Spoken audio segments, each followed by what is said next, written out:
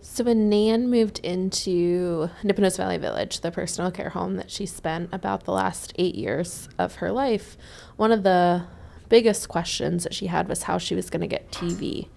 And they had cable, so like Comcast, like you could get cable. The issue with that was that she didn't want the TV like up on the wall.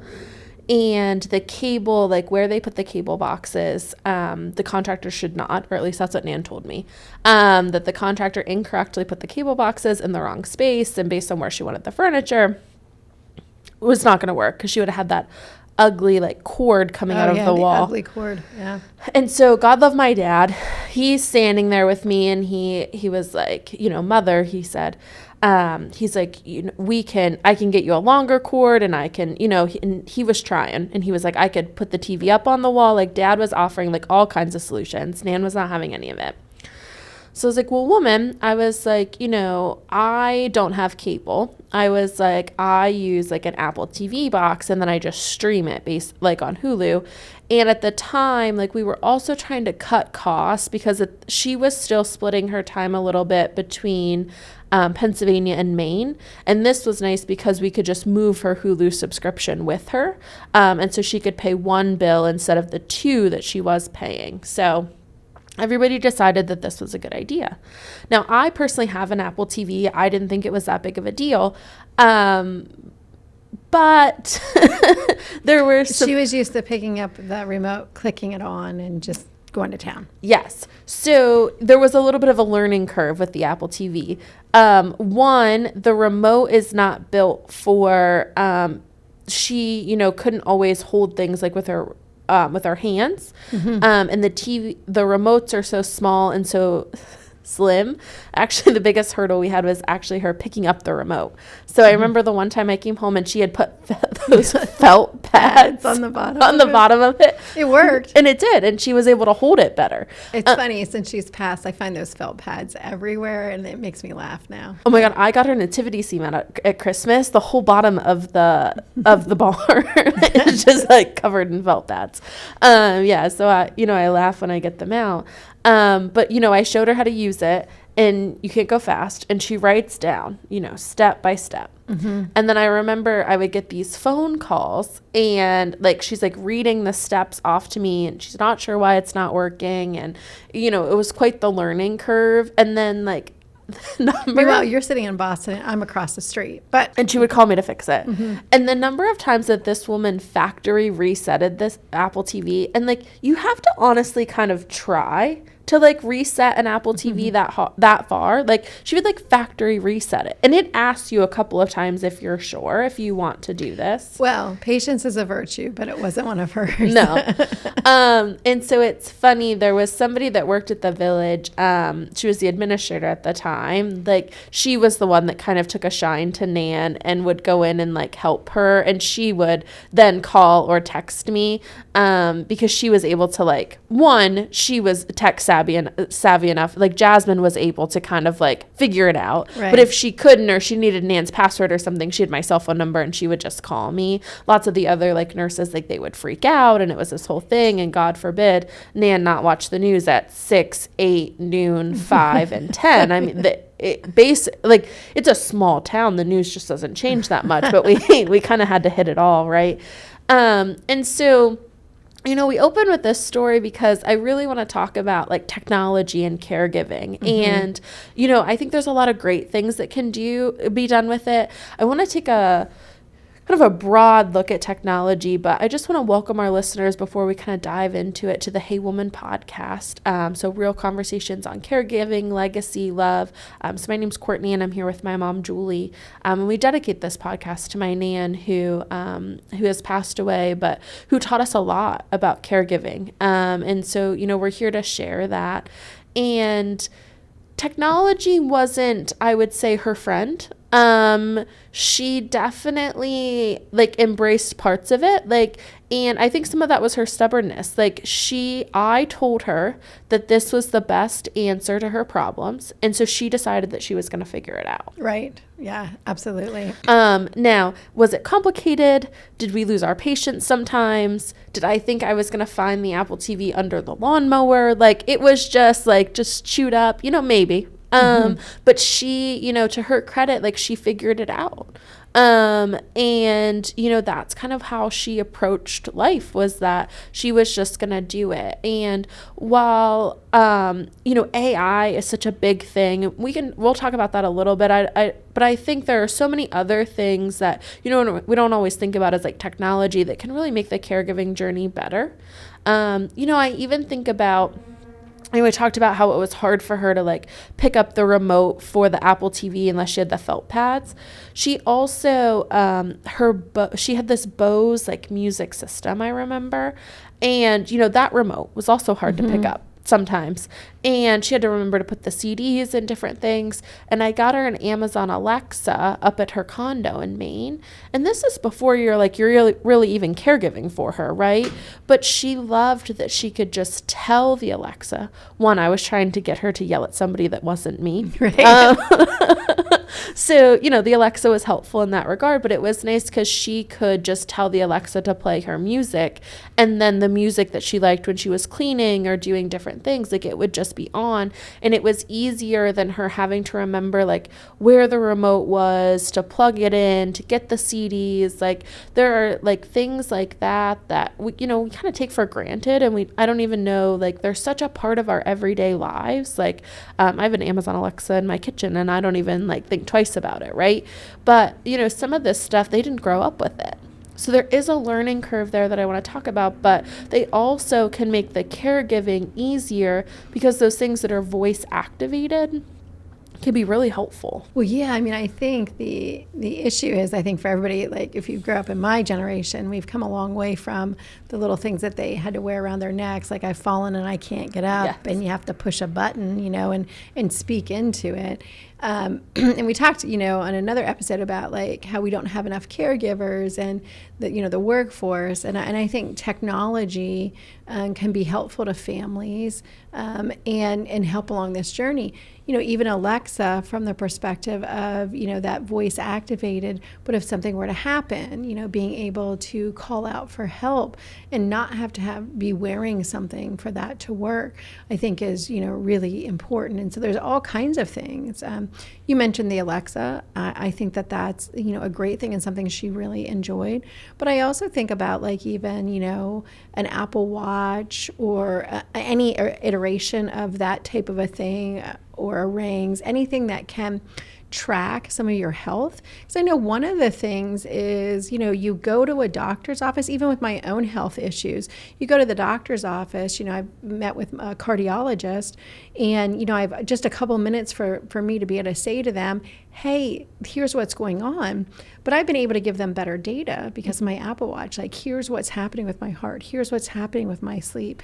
Here's how this is going. And so I think, one, just using new technologies to get better data so that we can give that to whatever medical professionals treating them to get a better response, and do that in a manner that is needed today because we often don't have a lot of time in front of the doctor. So being able to print that out. Like I remember the first time I did it with my my Apple Watch, and like it took, part of it was me and technology. It took me a while to get to the place I wanted to. So then I understood that was like frustrating. So like the next time I had written it out on a piece of paper, like here's where, here's how many times this is happening, or those types of things. So I do think technology is something that we all should explore. And I would offer, again, that idea of just good data so that we can get better care.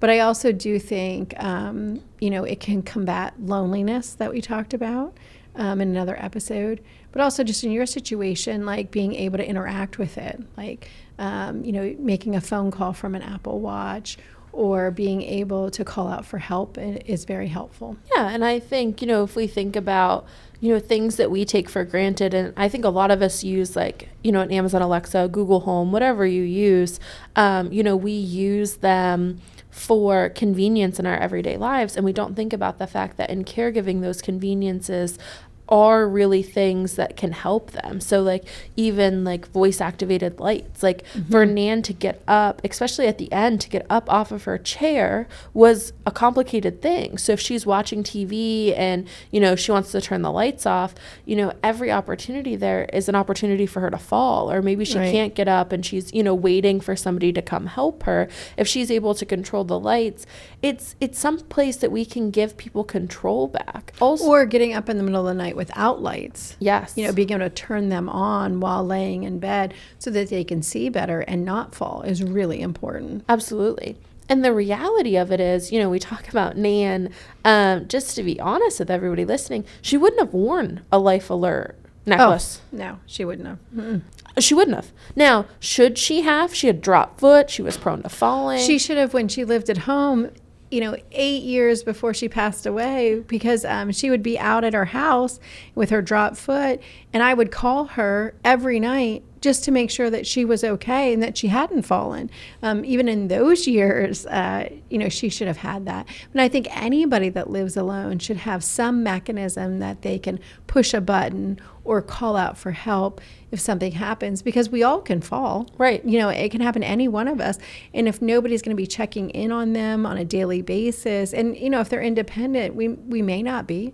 I think that was really, really important. We talked about falls, and there's fall mats, like so that if somebody does fall or get out, that you're able to know that, but also, you know, verbally call out for help in some ways. I think they're really important, and actually in some ways promote independence. You know, but even if we go back, you know, 10 years ago, the stuff that the technology we're talking about today didn't exist. You know, the only option back then was a life alert system. And please know, I think that's a great system. And there's many people that use it, you know, quite helpful. My mom just was not somebody that was going to do it. And some of that had to do with, like, she didn't want tied down. She didn't want tied to anything. Like, she, you know, if it had been me, I would have accepted something like that, but she just wouldn't. So yeah. And so I think, you know, if you're caring for somebody and they'll accept the life alert bracelet, I think that's great, right? Because I think it's great. That's what it's for. But I think we have to talk about, like, we're in such a great place with technology here in 2026 that we're really able to kind of get creative with some of these solutions and maybe give help to people that you know, won't accept, you know, the more traditional things, right? So Nan was able to accept that the Alexa would play her music, and that's why we brought it, right, into her house. And then we had a conversation with her. She understood that she could call for help with it, right? Like, she could call, but it wasn't the main focus of it. And so it was just kind of like, it also wasn't hanging around her neck. Right. It wasn't. And she hated things around her neck. So she did. Whether that's the necklace or like a shirt that was too high up. Yeah, no, like lifelong pattern here that we weren't changing. No, we weren't. And that's okay, because we have all of these different options. And that's what I want people to think about is, you know, the Apple Watch is really great because you can connect them to cell data. And you can make a phone call right from your watch, right? And that's great.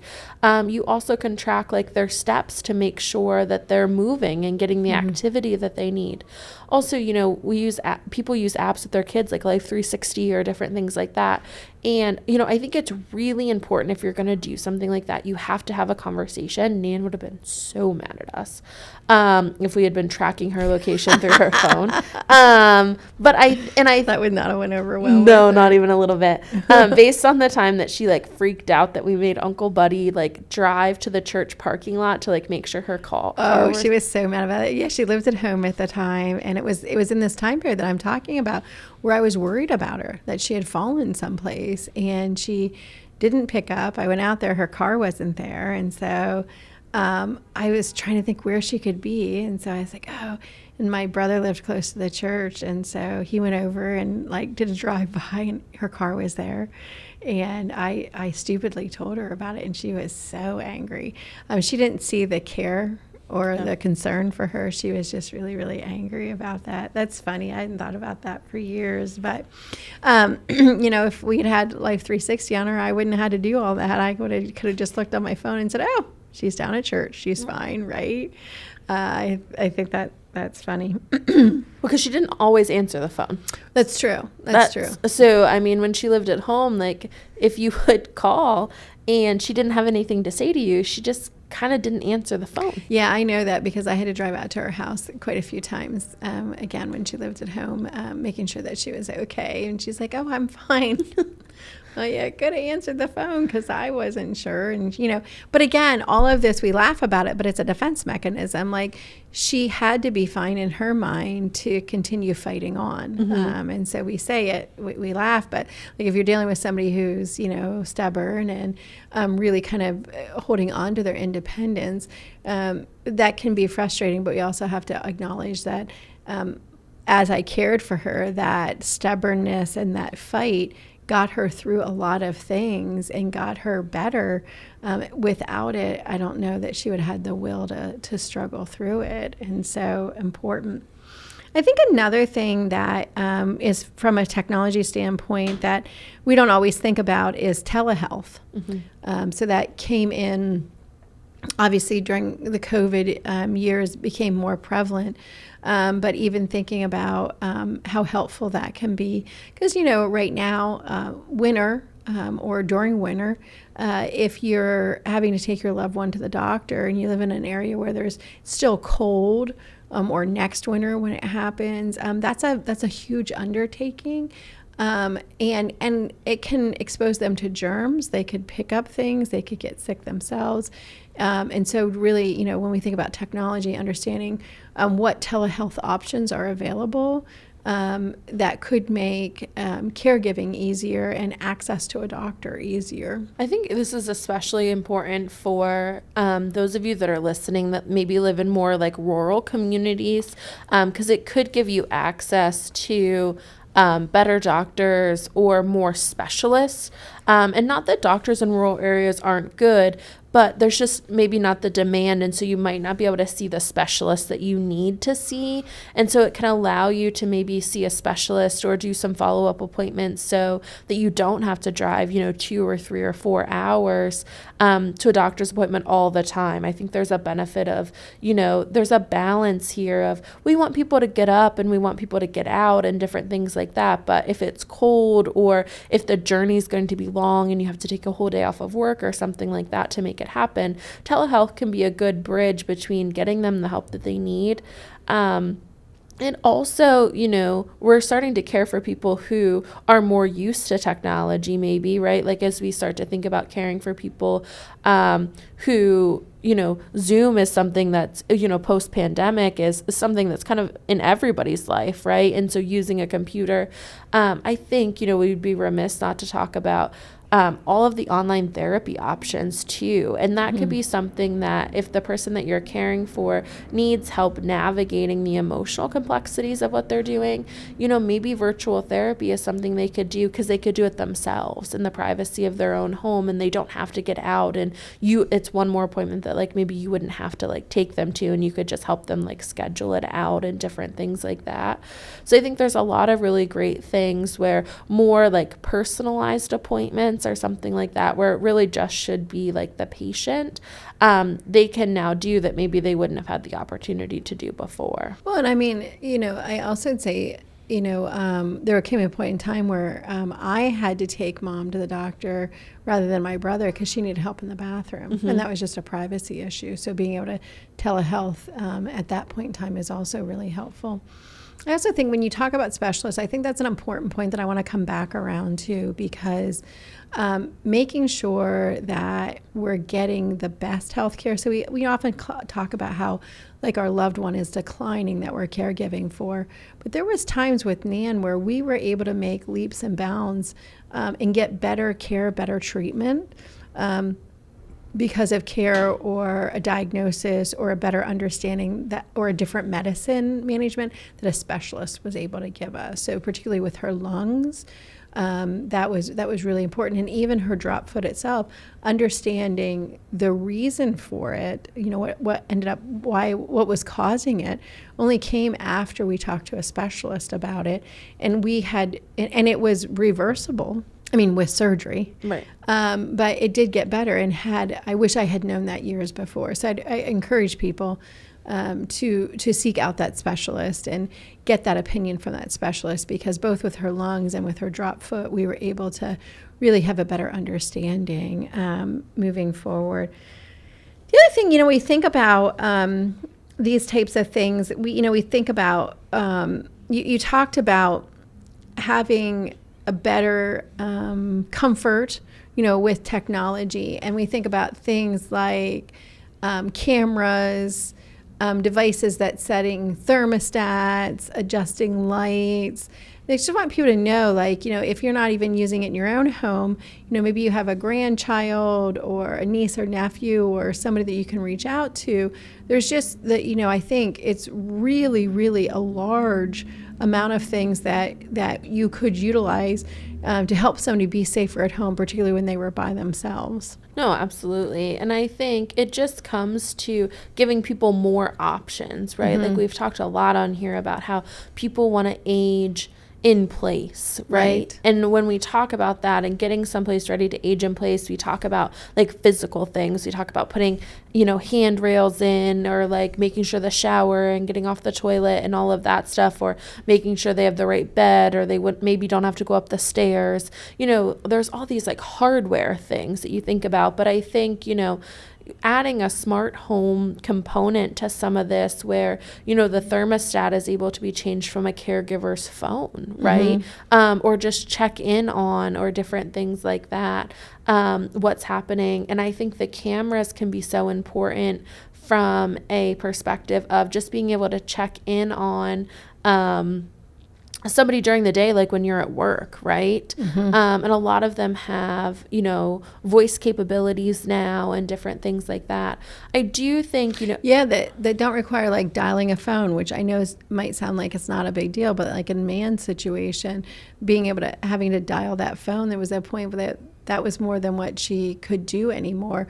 We talked about her hands, or, there's people's minds. There's all kinds of reasons that becomes more difficult for people, but being able to just, have that voice activated, be able to talk to a person kind of on demand back and forth, I think is really, really helpful. Yeah, I mean, even holding an iPhone, she, we kept her landline number. So we talk about technology, but even to go backwards a little bit in technology, maybe a landline number is actually the answer, right? So she was able to hold a phone like that much easier than she was able to hold her iPhone, right? Yeah. For a longer period of time. And I think the nice thing about smartphones is, I think about her sister, my Aunt Bibi, technology is great there because she's able to hear us so much better because her phone goes through her hearing aids now, right? So I think, there's some really great things that are happening. I do think we would be remiss if we didn't talk about the privacy concerns in all of this. Oh, absolutely. So, what are people using the data from the cameras for? I know in a lot of personal care homes, nursing homes, different things like that, they don't like the Amazon Alexas because they don't know if they're always on, and they're maybe not HIPAA compliant. And while we're not doctors or bound by HIPAA, I do think it's important and I'm not saying not to use them, but I just think it's just like anything else. You have to understand what they're using the data for and what those companies do and what protections you have before you put them in sensitive areas, right? So putting a camera in the kitchen or a living room is very different than putting something like that, in a bedroom or something like that. So, thinking about where we're putting the Alexas, the cameras, where you're putting these kind of monitoring devices, and really understanding what's happening to that data and the privacy. Because at the end of the day, you don't want to invade upon somebody. And while also, I think you made a good point about the socialization, it can be a great way to stay connected to people, especially if they're not local. It's not a replacement for going and stopping and checking on them. So, if we had been able to, when Nan was still driving, track her on Life 360 so that we didn't have to drive by the church to see where she was, right? It wouldn't have stopped us from going out and seeing her. Or, I even think about my Graham right now. Now, she would not want any of these like devices, but she wouldn't want to put it over her hair because yes. she wouldn't want her hair messed up. No, right. But like just because if we got her like an Alexa or something like that. Now, this is a woman that we just had to get her Wi-Fi like in the last year. But she loves her little photo frame that all the grandkids can put pictures on, and that's a wonderful thing. That helps with loneliness and helps with all kinds of things. Yeah. So I mean, there are things that can be done that like I think we don't think about as technology. That really can be, but just because we got her the photo frame, it doesn't stop my dad from going and visiting every Wednesday, right? There's a balance here between it definitely helps, and then when we're on trips or we're, out and about, we can send these pictures in and she gets to see them, which is really great, and it does help combat loneliness.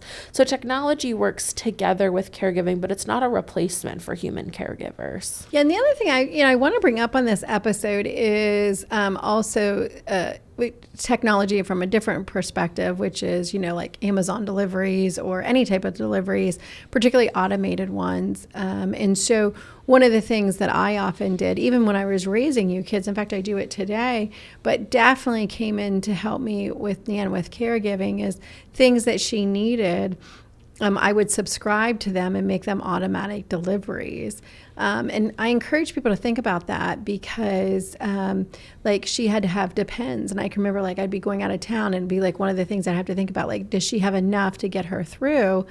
And she didn't want like more than enough there. And so one of the things I do is I just put it on automatic delivery. And that's helpful because it actually saves me money, depending on how many, where you get the automatic deliveries. Almost everything has at least a 5% discount, some like up to 15%. If you're going to have to spend the money anyways, you might as well do that. Mm-hmm. And I did that for me, like raising you kids, having my own practice, so that I didn't have to think about it. Like my dog food comes on automatic delivery. Again, there's a value to it. I'm going to use the dog food anyways. And I've priced it out. It's not more expensive to begin with, by having it shipped to my house. And I benefit from getting the 15% off from my automatic delivery. And then I gain points from that same company that I can then cash in. So same is true with her. She loved peanuts. She loved ginger ale. And she loved Hershey bars with almonds. And so some of that I would put on automatic delivery because otherwise, we talked about this before, time would just tick on and I would be like, oh, crap, she's out of it. Now I have to go get it. Now, some of it I didn't put on automatic delivery because often like you grandkids, like the Hershey bars would come with them because she really liked them. And for those of you who are newer to listening, my mom had a problem with her lungs, and it took her a lot of calories just to breathe. And so she really actually needed these snacks. She needed like things like this. And there were certain things that she liked. And just, again, making sure she had them at all times. It was amazing to me how many peanuts that woman could go through. And pretzels. Yes, and pretzels. Yeah, the pretzels. Fig Newtons. Yep. Yeah, and so not all of it, but some of it, I just put it on automatic delivery. And then I think the other thing that's really helpful there is it was tied to her credit card. And so, because what happens is when you're picking things up, and again, I didn't mind buying stuff for my mom, but it really ends up being a lot of money. And if you're in a situation where you're having trouble like making ends meet for yourself, adding little things onto your grocery bill can really add up. So in this way, I was able to put it all on her credit card. She was able to see it herself, and I didn't have to worry about the receipts, and getting myself reimbursed, which I probably would have never taken the time to do. And then she gained her own points. So she always used her LL Bean credit card, and I used her credit card. And then she loved using those LL Bean points to buy herself new clothes. And so the whole thing kind of worked together. And it's technology, kind of a modernization in a different way. But I would say to people, even to deal with caregiving, if you're feeling overwhelmed in your own life, take some of what you have to get done. And put it on auto ship. If you're going to need that dog food, if you're going to need, or there's a snack that they want, just have it auto shipped. And there's so many ways of saying, you know, I want it every 6 weeks. I want it every 8 weeks. If, you know, many of the types of services, if you get 5 things, for instance, you can get an even bigger discount. And so I think it makes economic sense too. And again, things that I've personally priced out, not even thinking about the gas money it takes me to run to the store. Now, I do live rurally, so that actually is a factor. But I think that can be really, really helpful.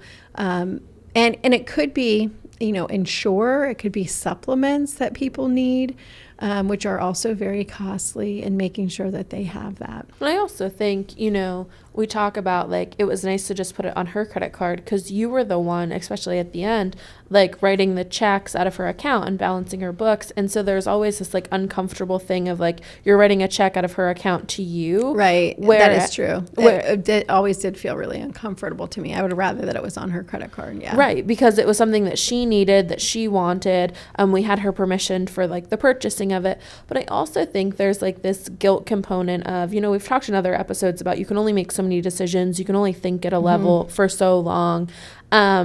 And there's just no need for kind of like guilt here, because it's like one of those things that's like, oh shit, like I forgot to do this. And like now I'm going to go visit and I don't have it and I feel bad about it.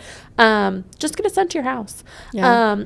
Well, and a lot of people, you know, could have a diagnosis that they deal with some paranoia. And Mom was very controlling about her money, and it wasn't anything like she ever really shared with me. So there was like a difficulty between us that I would feel uncomfortable making a check out to myself. And to be honest with you, she may have double guessed me, like, right? And so I think that, and there are diagnoses where that becomes even more pronounced. And so people do have to deal with that. And so it is better to get in a situation where it's all above board and everybody's doing what they're supposed to, but you don't have to like kind of deal with it. I think the other thing, and this is, I didn't think about it until we're right now talking about it, Court. You know, the other thing is, you know, Nan really, really liked to, very much liked to shop. And one of the things we were able to do, and you did this around Christmas, and again, I think this is technology in a way of, you know, putting the choices up on her TV screen, which you did that for Christmas presents, but I often did that for things that she wanted to buy. Particularly, you know, we talked about her drop foot, and so the shoes she wore, we had to kind of change them, and that was hard for her. But like, I remember like, and honestly, sometimes I felt like conflicting information, so we were trying new things, but you know, being able to, even though I wasn't able to take her out easily to like go shop for like sandals, we had a really couple of nice like evenings where like I would put this stuff up and let her see her choices. So instead of me going and getting it for her, she actually had input and say of which sandals she wanted or which shoes she wanted. Now, along the parameters of what the physical therapist or occupational therapist was telling her that I should be buying, but allowed her to be part of that process. And I think like some of that's nice because then when I would go visit her, we had something to do that she enjoyed. And not everybody was going to care about shopping, but it's something she enjoyed. And I wasn't taking her out, but she was still part of that process and able to choose which of these sandals. And, my goodness, there were so many options. And, she would pick what she wanted. And it wasn't that hard to send back things that didn't fit her. I also think that that's something that can be really helpful in caregiving. Yeah, and so what I want everybody to think about here is, we've used technology, I feel like now has become synonymous with artificial intelligence, and we've kind of like really taken a broad look at technology, and a lot of it is stuff that like I feel like you and I take for granted and we do every day in our own lives, right? And so it's just thinking about it differently, or thinking about how it can help in caregiving and being intentional about it and bringing that person along with the journey.